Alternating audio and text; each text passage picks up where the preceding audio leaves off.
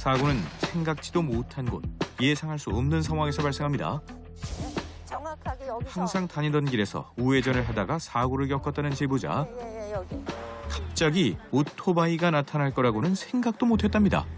갑자기 퍽 이렇게 소리가 난다. 저는 부딪힌지도 모르고 이만큼 커브를 살짝 꺾었는데 퍽 소리가 나서 이게 뭐지? 이렇게 당황했어요.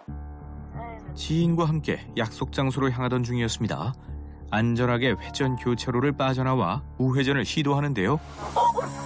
그런데 갑자기 오른쪽에서 오토바이가 튀어나옵니다. 자동차와 부딪힌 오토바이 운전자는 도로 위에 쓰러지고 마는데요.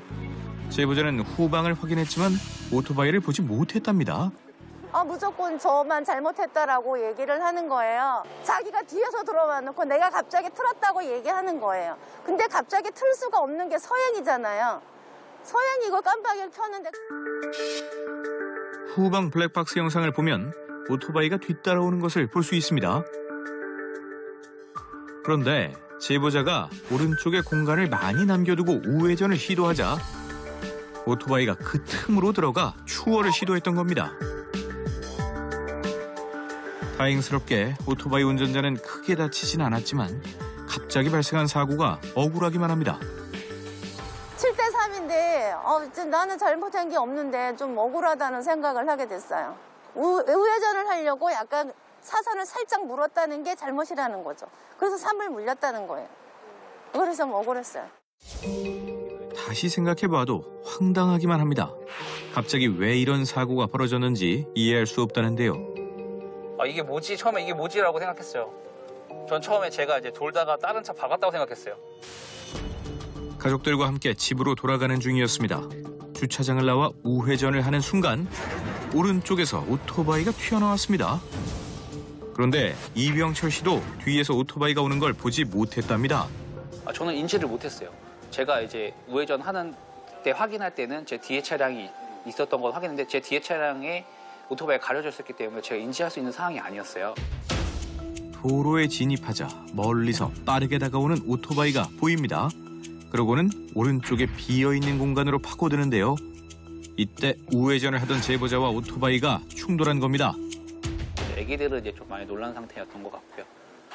와이프 같은 경우에는 이제 제가 급브레이크를 밟으니까 이제 애기들 감싼다고 하다 이제 좀 허리를 조금 다친 것 같아요. 감싸다가 좀 지금 그 상황은 좀 그렇게 됐었어요. 이병철 씨의 사고는 앞의 사고와 똑같은 과실 비율로 처리되고 있었는데요. 그런데 오토바이 운전자가 다치게 되면 치료비 전액을 자동차 운전자가 보상해야 하는 상황이 발생한다고 합니다. 우회전하다가 오토바이가 사고 발생되면 우회전하는 차량의 과실이 당연히 적습니다. 10% 20% 정도로 평가될 여지도 많지만 대인 사고로 이어지기 때문에 오토바이 운전자의 치료비를 전부 보험사에서 물어줘야 되는 경우가 발생되기 때문에 우회전할 때는 각별히 주의하시길 바랍니다. 그런데 두 운전자 모두 뒤에서 오는 오토바이가 보이질 않았다고 이야기했습니다. 왜 그런 걸까요? 직진 주행할 때 뒤따르는 바이크 운전자들은 백미를 통해서 보입니다. 그런데 차체가 지금 약간 털어진 조건에서는 이 사각지대의 바이크가 들어왔을 때 못 보는 거죠. 그러니까 우회전을 시도할 때 차의 앞부분이 돌아가면서 발생한 사각지대로 인해 사이드미러로 직진 방향을 확인하기 어려워지는 겁니다. 그래서 제보자들이 뒤에서 오는 오토바이를 인지할 수 없었던 건데요. 우회전 시 오토바이 사고를 예방하기 위해서는 미리 방향지시 등을 켜서 상대방에게 진행 방향을 알려주는 게 기본입니다. 우회전하기 이전에 오른쪽 경계석 쪽에다가 차체를 좀 붙여서 바이크가 틈새로 직진 주행을 할 수 있는 것들을 못하게끔 차체를 붙이라는 의미가 있고요. 속도를 한 두세 번 정도 나눠서 감속하고 이제 우회전을 하라는 거죠. 그 감속하는 것 행동을 하더라도 뒤따르는 이륜차 운전자 입장에서는 그것이 뭔가 서고 있다는 것들이 정보가 획득이 되는 거고요. 정글 같은 도로 위 사고는 언제 어떻게 발생할지 예측할 수 없습니다.